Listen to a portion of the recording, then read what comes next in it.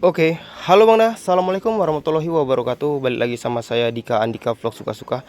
Ya, konten hari ini kan kawan, ini tentang edukasi cara penanaman bibit odot dan bibit gajah ya. Bagaimana cara penanaman rumput ini? Nanti saya akan jelaskan dan saya akan contohkan. Kebetulan ada yang bertanya dengan saya, tolong minta buatkan videonya, maka dari itu saya buatkan videonya. Oke, hari ini bibit odot dan bibit gajah sudah ada di hadapan saya. Yang ini bibit odot dan yang ini bibit gajah. Untuk pemilihan bibit odot dan bibit gajah ini, yang terutama dia harus tua ya. Harus tua, dan untuk pemotongan dianya tidak boleh di atas bonggol. Dia harus di bawah bonggol. Jadi kita potong di bawah bonggol, dan ketika nanti ditanam, asal sudah ketutup saja bonggol ini, itu sudah aman, pasti akan hidup. Tapi namun kalau kita seandainya pemotongannya itu di atas bonggol, seperti satu contoh seperti ini agak panjang ya.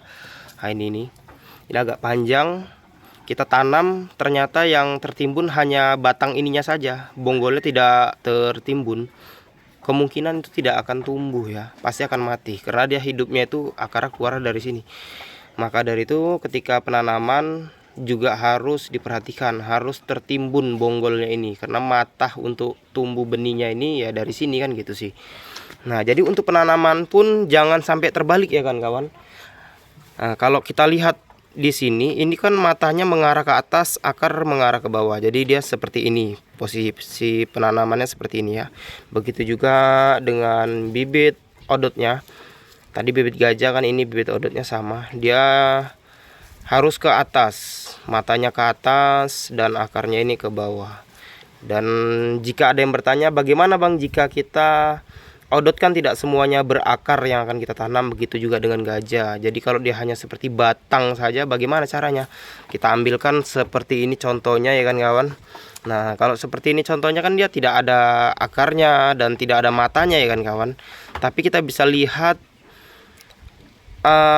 daun ataupun pelepahnya dia itu arahnya kemana gitu. Kalau pelepahnya arahnya ke atas, berarti kita nanamnya itu arahnya ke atas. Jadi kalau pelepahnya itu arah ke atas seperti ini, ya kita tancapkannya seperti ini ha.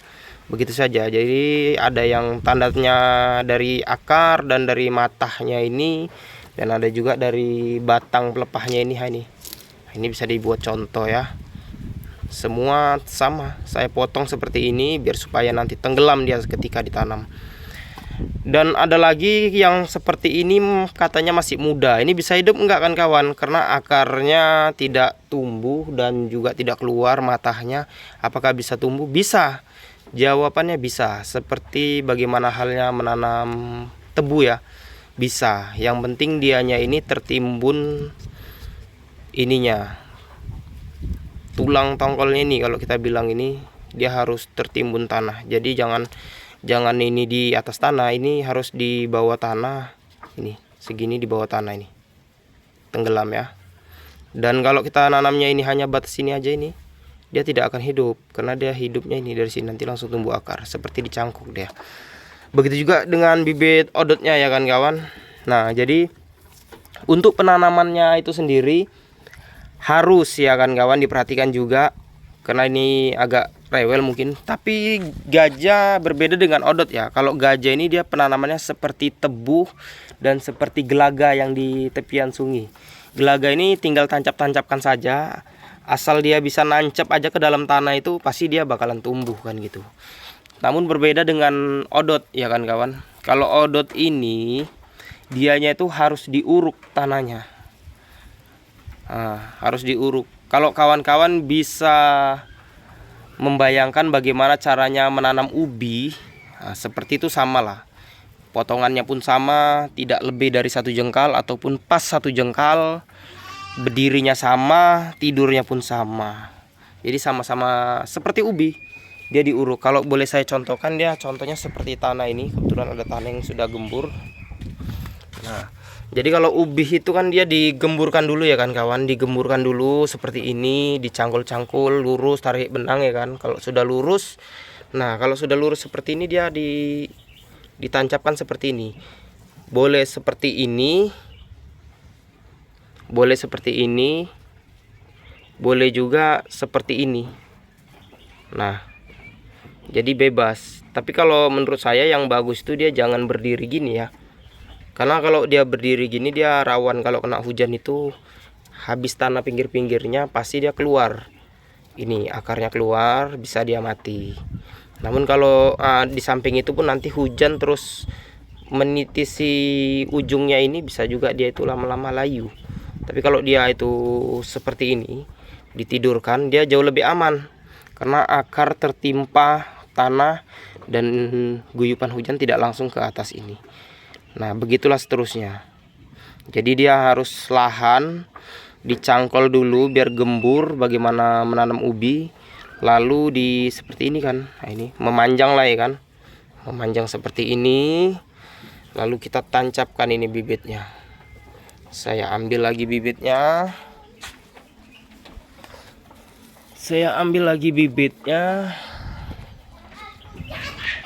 Lalu tinggal ditanam saja seperti ini. Pun enak penancapannya, kalau dia sudah gembur tuh enak penancapannya. Yang penting dia tertimbun tanah ya. Nah, seperti inilah dia. Ini penanaman yang benar menurut versi saya ya. Namun kalau dia bibit gajah, dia berbeda kan kawan. Dia tidak perlu diuruk seperti ini. Selama tangan kalian tuh sanggup menancapkan batang ini ke dalam tanah dan akarnya ini tertimbun tanah, maka hiduplah dia. Tapi jangan begini ya kan kawan. Ini kan ada akar di atas, ini batang kan. Jangan dia begini. Tuh, kalau kita bisa lihat itu akarnya sama matanya gantung. Ini tidak akan tumbuh. Tapi kalau dia begini, dia kandas semua, pasti dia akan hidup. Nah, pasti dia akan hidup.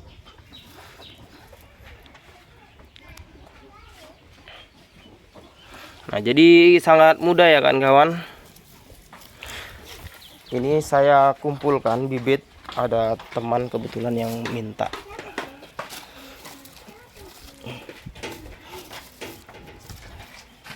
Jadi untuk pemilihan bibit sudah tahu ya kan kawan. Untuk pemotongannya terserah panjangnya seberapa semaunya. Yang penting dianya itu tidak terlalu jauh dari mata dan akarnya. Tujuannya untuk kita menanam tadi itu biar supaya tertimbun semua ini akar dan matanya. Karena kalau dia gantung akar sama matanya, saya tidak jamin tumbuh kan, karena kurang efisien. Nah, begitulah ya kan kawan ya. Dan untuk pemilihan bibitnya juga sudah tahu, jangan sampai terbalik cara penanamannya ya. Kalau tadi dia batang muda, nah dia ikuti pelepahnya, arah pelepah itu kemana. Tapi kalau dia batang tua yang sudah berakar seperti ini, kan kita bisa lihat akarnya kemana dan matanya kemana. Nah ini, jadi tanaman rumput kita ada di sebelah sana. Kebetulan kita sudah panen. Kita panennya itu kandas ya kan kawan. Kita panen kandas.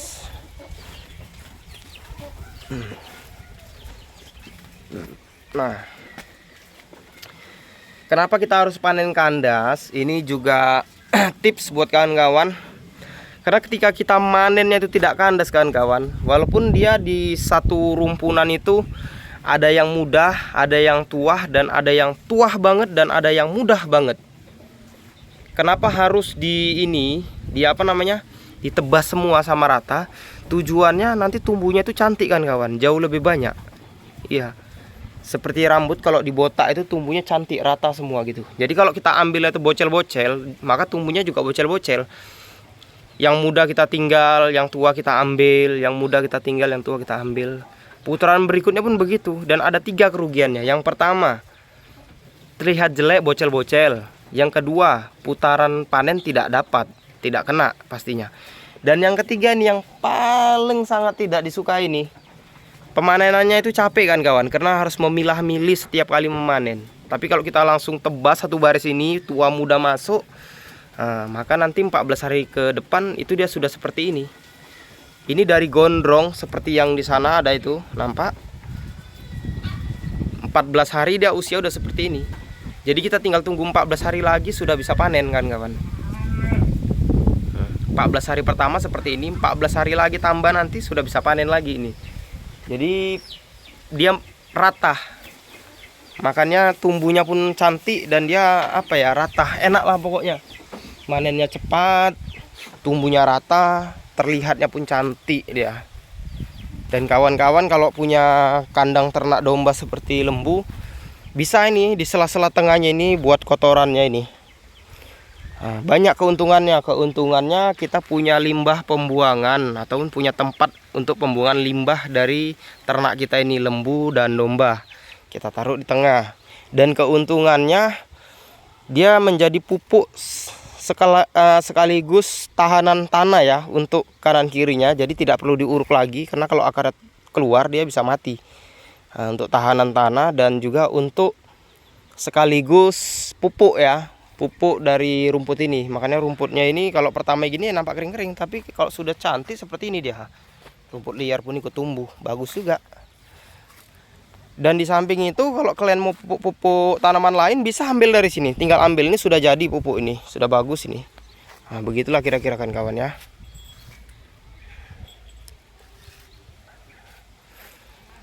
Nah, kita lihat ke sana ya. Di sana ada tanaman rumput juga.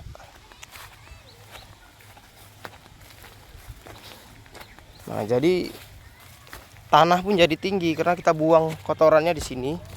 Ini kan kotoran domba dan lembu ya. Dia jadi lebih bagus, lebih tinggi, lebih gembur, dan kalau mau nanam pun enak, tinggal nancapkan ya kan. Jadi untuk rumput ini sendiri penanamannya cuma 1 kali saja. Hanya 1 kali saja. Nah, ini bibit ini kan kawan. Mana bang? Ini kita lagi vlog dulu bang.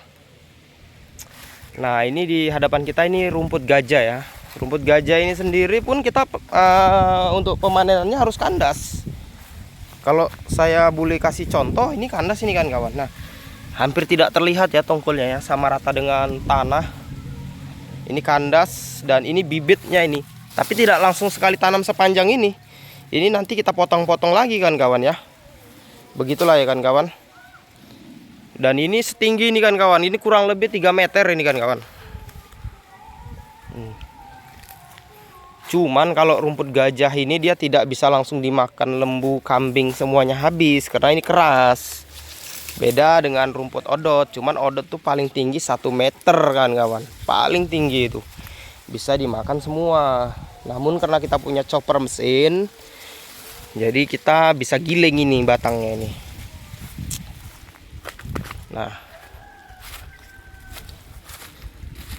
jadi kan kawan yang punya kebun sawit pun bisa ditanam rumput ya, karena memang ini sangat cocok sekali untuk berdampingan dengan sawit ya. Nah, ini tanaman rumput odot ya, seperti ini dia. Jadi ini kita tanam kalau nggak salah 3 tahun yang lalu ini kan kawan. 3 atau 4 tahun yang lalu. Jadi dalam penanaman itu hanya sekali saja kan kawan. Sekali seumur hidup. Jadi selebihnya hanya perawatan saja. Namun kami tidak perlu perawatan ya, karena kami juga memerlukan rumput liarnya. Dan di samping itu kami kan, kalau rumput ini perawatannya seperti apa? Rumput ini perawatannya itu hanya perlu diuruk kan kawan. Ini kan rumput kan, rumput lurus kan, dia hanya perlu diuruk lagi, ditimbun tanah lagi biar supaya akarnya itu tidak keluar, karena bisa mati kalau akarnya keluar. Namun kami kan membuang kotoran domba sapi ini di tengah gawangan, sehingga dia menutup akar itu sendiri. Jadi kami tidak ada perawatan sama sekali. Nah, begitulah kira-kira kawan-kawan ya. Di sana juga ada tanaman rumput keliling kan. Nah, ini odot segini aja nih ya paling.